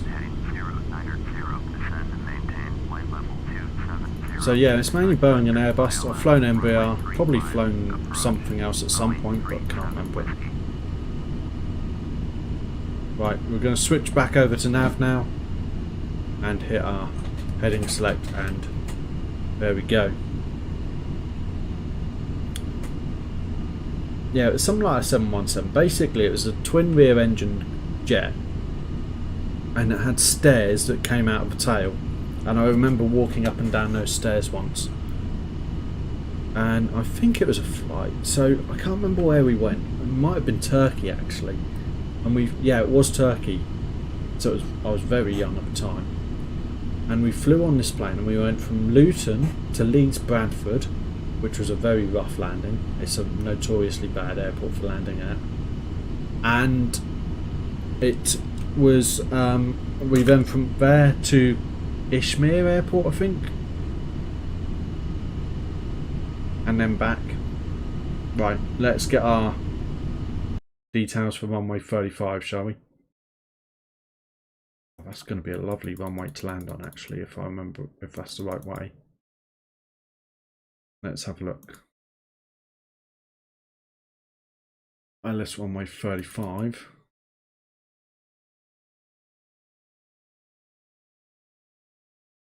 Is the left runway. Okay, that's good. Now we have to zoom out a bit more just to get. So, ILS runway heading is 347-111.9. Awesome.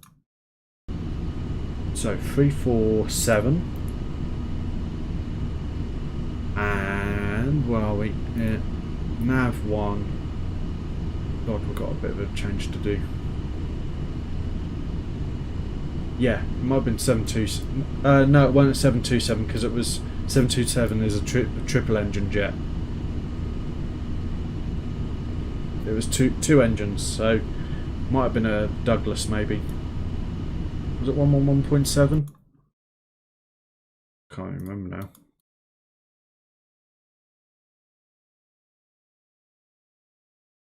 .9. Okay.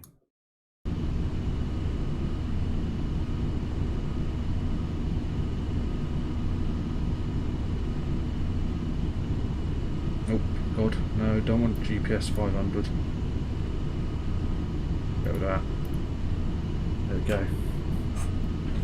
Awesome, so we are top of descent now. I'm just going to speed up our descent a bit.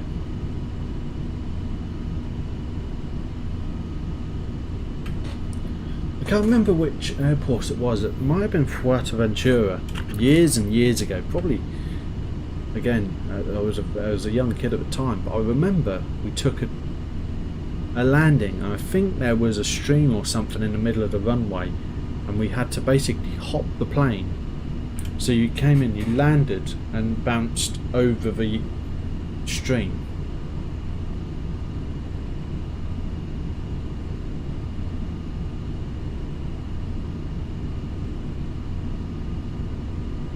It was a very weird thing. I think they've covered it over now.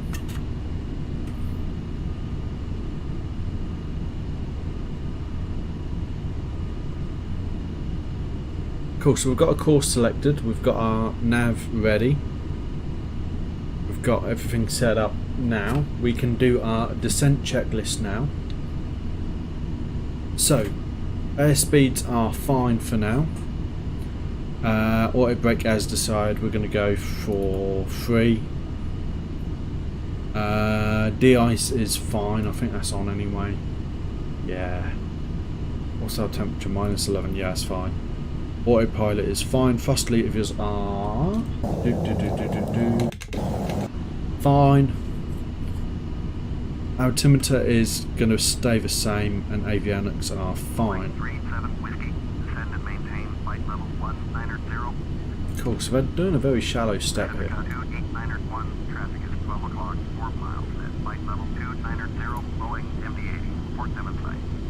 Cool. 916, traffic is 3 o'clock, 3 miles at flight level 310, Boeing MD-80, 476. Descend and maintain flight level 190, Boeing 37 Whiskey. Awesome. Door 90216 has traffic.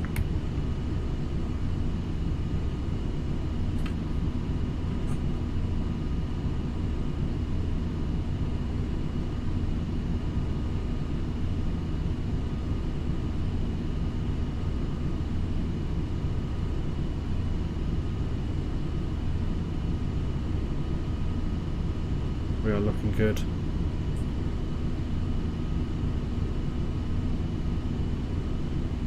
Now let's check our checklist again. Cool, we are all good. Don't really have to do anything now until 10,000 feet, where we need to be below 250 knots and have our landing lights on. And we're good then. We can get slowed down. Start extending our flaps and our slats and auto brakes and what have you. Our speed brake.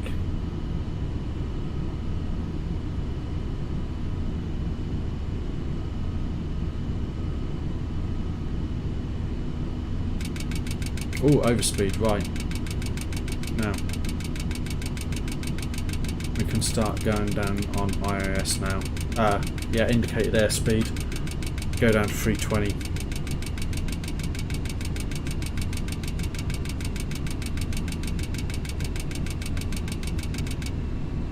There we go.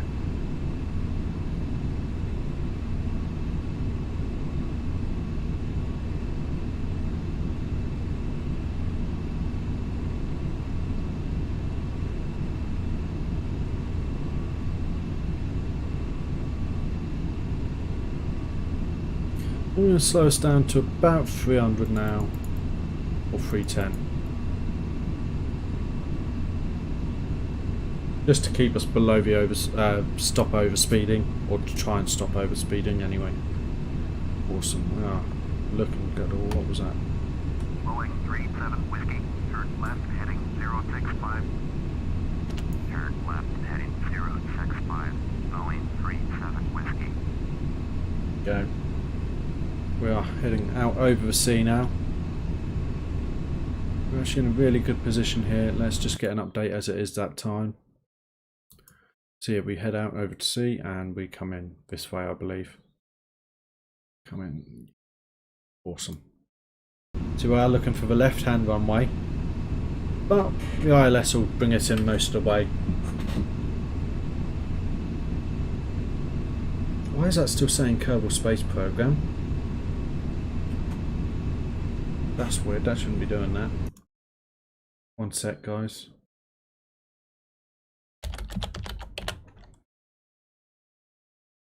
Let's try changing that, sorry. Done.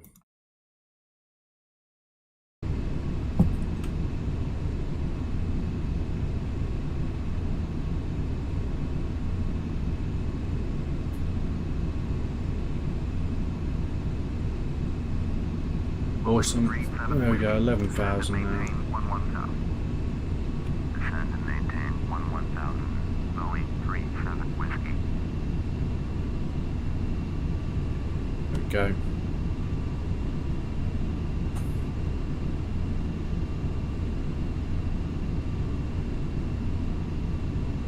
Cool, so we're going to actually go back up to 320 now. Sort of stabilised a bit.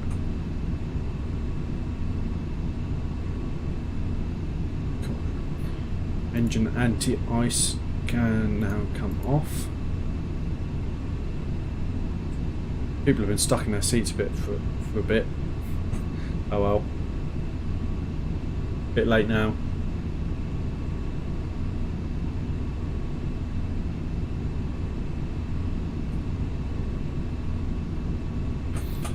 The 717 that was basically an MD whatever, the new McDonnell Douglas MD plane that obviously was then just rebranded as Boeing when they bought out McDonnell Douglas.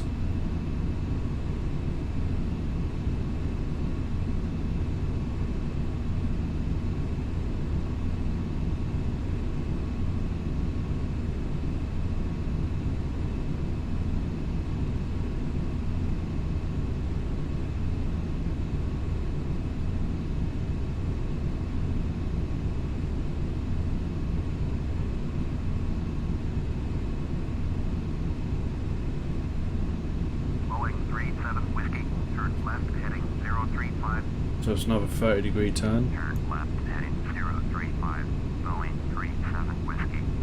There we go.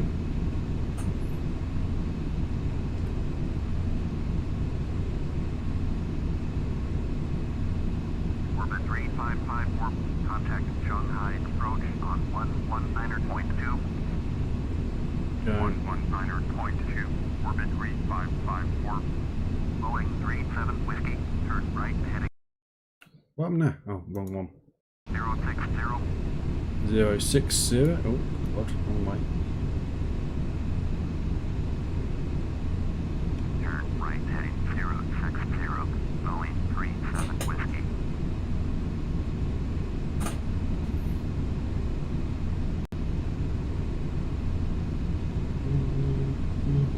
Orbit 76905. Descend and maintain 1,800. Oh, right, okay, now we need to get our speed down. I'm going to hit 245 here now.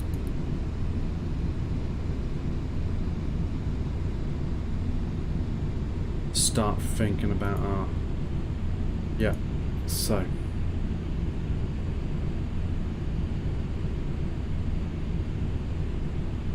Awesome, okay.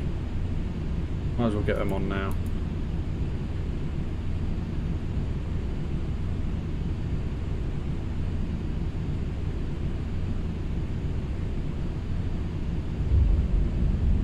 Flaps 1 for now, while we're slowing down still. Orbit I'd love to be able to read this bit down on the right, because it's got your flaps speed limits and I have no idea what it says. Contact Shanghai approach on 119.2. 119.2. Boeing 37 Whiskey. Shanghai approach. 769 It's just sent us back to Nanchang approach. Nanchang Center, Boeing November 73. I don't know why it does that. It's a bit weird. It's like it gets confused as to what air traffic control you should be with. Roger, altimeter 2992. Lap 2. Whiskey, turn right heading 075. Turn right heading 075. Boeing 37 Whiskey. Boeing 37 Whiskey. Here we go. Maintain 1600. Boeing 37 Whiskey. Turn right heading 105. Descend and maintain 1600. It's becoming quite an unusual 105. Descend and maintain 1600. Boeing 37 direction we're heading now. Boeing 37 Whiskey, contact Shanghai approach on 119.2. Right, there we go again. 119.2. Boeing 37 Whiskey. We were getting a bit too close to the airport. Approach, Boeing November 737 Whiskey, 10,100 for 1,600. Boeing Awesome. November 737 Whiskey, Shanghai approach, roger, altimeter 2992. Right, Boeing 37 Whiskey, turn left heading 080. Turn left heading 080. checklist. Boeing 37 Whiskey. Approach, yeah. All fine there. Airwave 2326, descent 10,400. Descending I want that, I want that one. Airwave 2326, Shanghai approach, roger, altimeter 2992. There we go, that's armed. Orbit There we go. 7695. We are almost ready to land, guys. At 8,600. Boeing 737, report them in sight. That's us. Orbit 76905, traffic in sight. Pacifica 56, turn right, heading 255. Right, I'm going to bring our speed back again now to about 200. Boeing 37 Whiskey, you are 22 miles south, turn left, heading 015, descend and maintain 1,600. Clear ILS, runway 35, approach, maintain 1,600 until established on the localizer. Contact Pudong Tower on 118. What's that noise for? What have I done wrong? Turn right, heading 270. Orbit 76905, turn right, heading 270. Orbit 76905, turn right, heading 275. Turn left, heading 015, descend and maintain 1,600. Here we go. Cleared ILS, runway 35. Probably a bit early, but we're fine. Maintain 1,600 until established. Tower on 118.8, Boeing. Pudong Tower, Boeing, November 737 Whiskey is 20 miles south. Inbound ILS, runway 35, approach.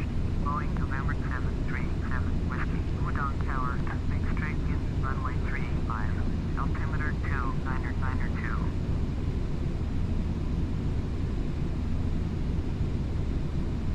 Found it, yeah. We'll see.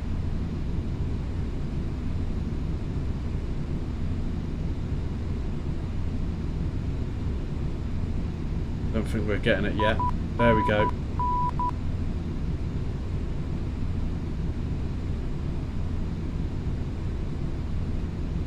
I think I can just make out the runways over to the left there.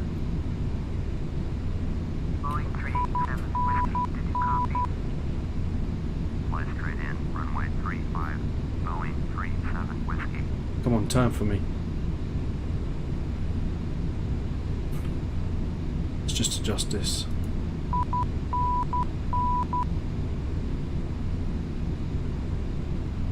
Come on.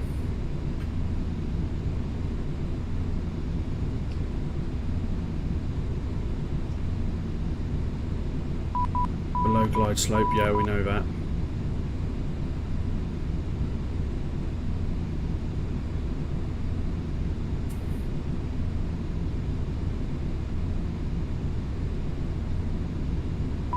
Just going to turn that off for a sec. don't think we need to have this on making its beepy noises. I'm going to try it and see what happens. The runways are to our left, so hopefully we'll start seeing the clips. Cheers, man. Let's see what we can do, shall we? Can't remember what they call these. There is a name. Come on.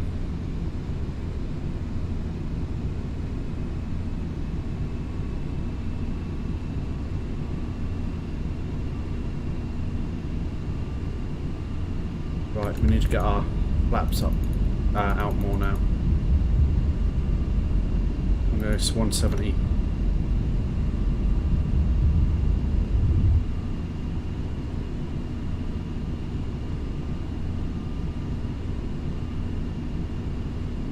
There we go.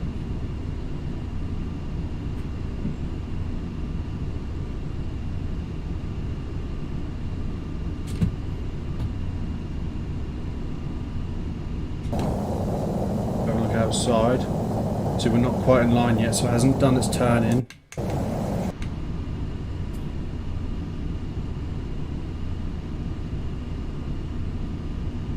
Here we go.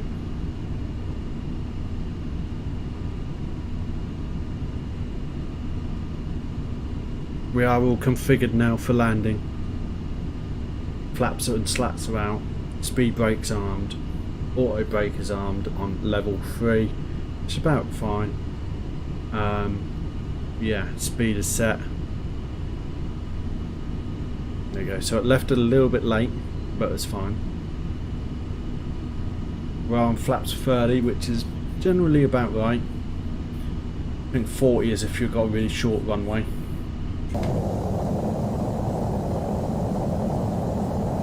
Here we go, there's our runway. We've got 4 red at the moment, but we are below the glide slope at the required altitude requested.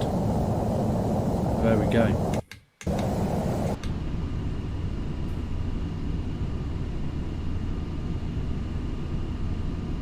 I will, as we get close to the ground, hit the old turn off everything and clear to land. Good, no go arounds. I hate go arounds. Take ages to get back. I had a 2-hour flight once on here and the go around was 40 minutes. There we go.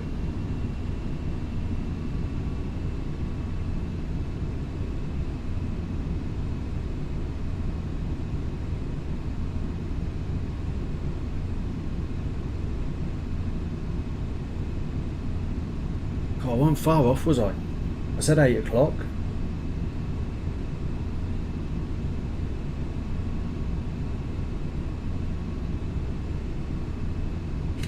Let's have a look. Two red and 2 yellow, 2 white. That's good. We are spot on for our landing now.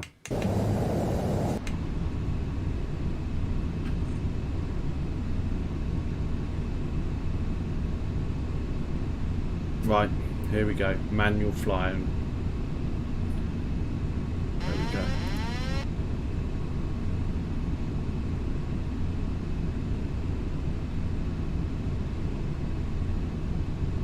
There we go. Rate. Yeah, I'll look back a bit. Sync rate. So I'm on manual rate. flying now.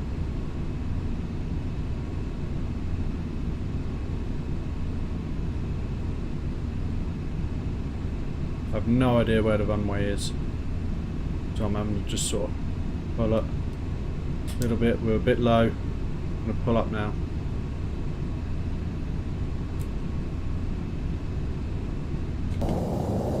Oh, we were well early. No.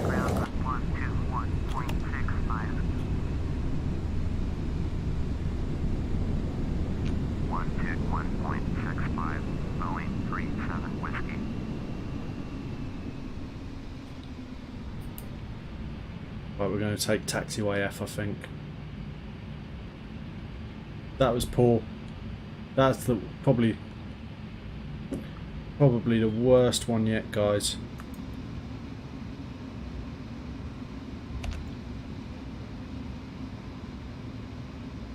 It was a soft landing, don't get me wrong, but it wasn't a good landing. We didn't even get it on the runway, we landed short. Come on, bring it around. Where's the taxiway? There we go. Udon ground, Boeing November 737 Whiskey, request taxi to the gate. Boeing November 737 Whiskey. Taxiway FAA6. Right. Let's see where we are. Right, there's nothing that way. Where's the terminal?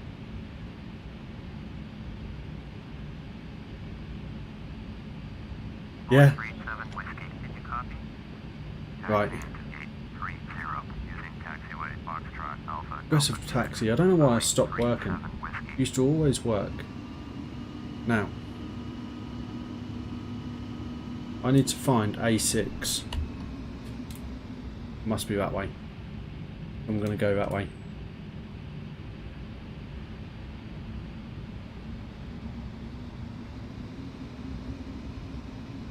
Oh no, did we get a landing rate? No.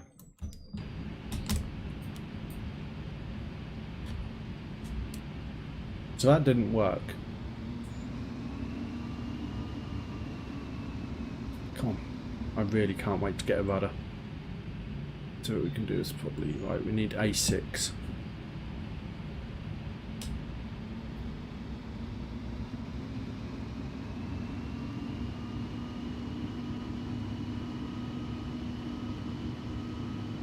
Gate 38.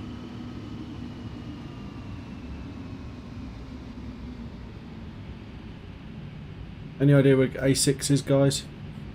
Have I gone the wrong way?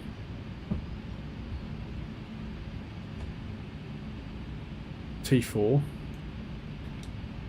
Did say A6, didn't they? A6, yeah. What's this one up there? We'll see what this is.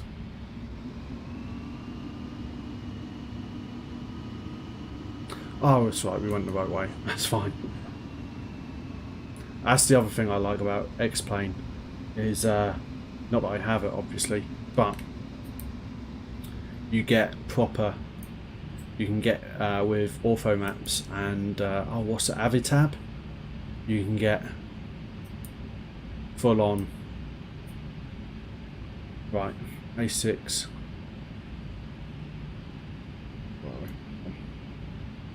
Yeah.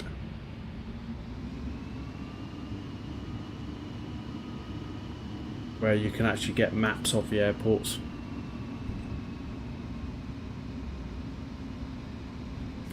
Right, okay, so I'm just going to pick an air, so none of these are actually marked.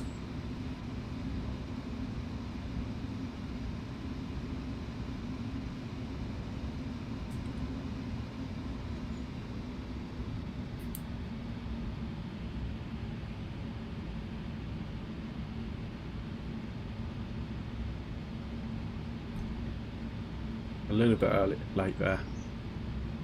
Huge areas, look. Right, let's swing it round here. We're going to go in here. God, we're well off. Maybe there's another one here. Yeah, that'll do, look.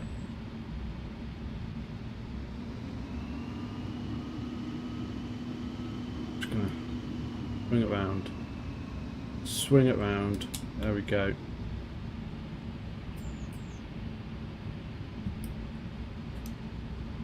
There we go. That will do. Cool.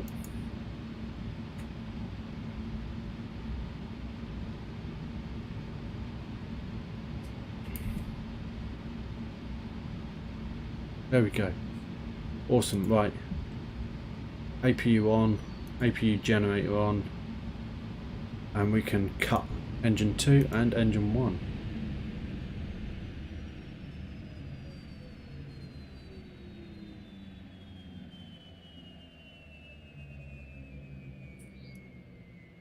Awesome, engines are off, parking brake is set, we are on ground. Boom. Switch all this lot off.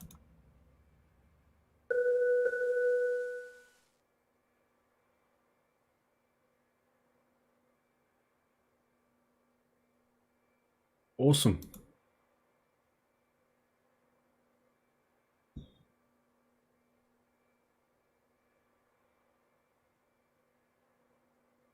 There we go.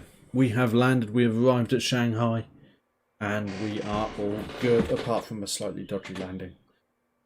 So, thank you very much for watching, guys. Hope you've enjoyed this episode and this stream. Do hit that like button if you haven't done already, and if you do feel like you want to see more, do hit the subscribe button if you're on YouTube and the follow button on Twitch. In the links in the description below, you should find links for the Teespring store until the 19th, which is coming up quite fast actually. That is next Tuesday. You can get 10% off with code AppleApps10. Anyway, thank you very much for watching, guys, and goodbye.